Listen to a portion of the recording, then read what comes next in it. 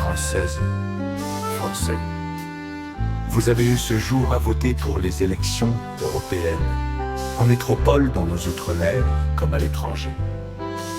Le principal enseignement est clair. Ce n'est pas un bon résultat pour les partis qui défendent l'Europe, dont celui de la majorité présidentielle.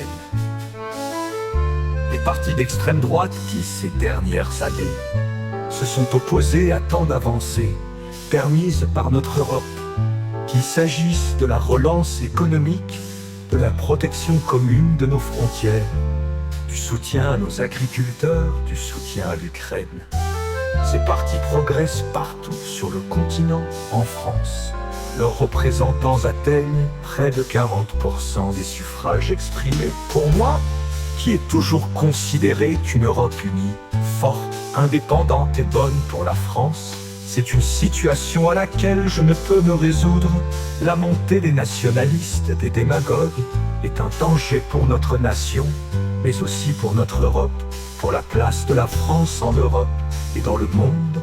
Et je le dis, alors même que nous venons de célébrer, avec le monde entier, le débarquement en Normandie, et alors même que dans quelques semaines, nous aurons à accueillir le monde pour les Jeux Olympiques et Paralympiques. Oui, l'extrême droite est à la fois l'appauvrissement des Français et le déclassement de notre pays. Je ne saurais donc, à l'issue de cette journée, faire comme si de rien n'était. À cette situation s'ajoute une fièvre qui s'est emparée ces dernières années du débat public et parlementaire dans notre pays. Un désordre qui, je le sais, vous inquiète, parfois vous choque, et auquel je n'entends rien céder. Or, aujourd'hui, les défis qui se présentent à nous, qu'il s'agisse des dangers extérieurs, du dérèglement climatique et de ses conséquences, ou des menaces à notre propre cohésion, ces défis exigent la clarté dans nos débats, l'ambition pour le pays et le respect pour chaque Français. C'est pourquoi, après avoir procédé aux consultations prévues à l'article 12 de notre Constitution, j'ai décidé de vous redonner le choix de notre avenir parlementaire par le vote. Je dissous donc ce soir l'Assemblée nationale.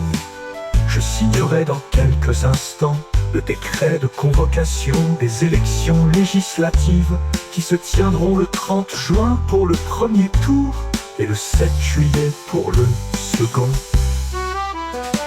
Cette décision est grave, lourde, mais c'est avant tout un acte de confiance, confiance en vous, mes chers compatriotes, en la capacité du peuple français à faire le choix le plus juste pour lui-même et pour les générations futures, confiance en notre démocratie.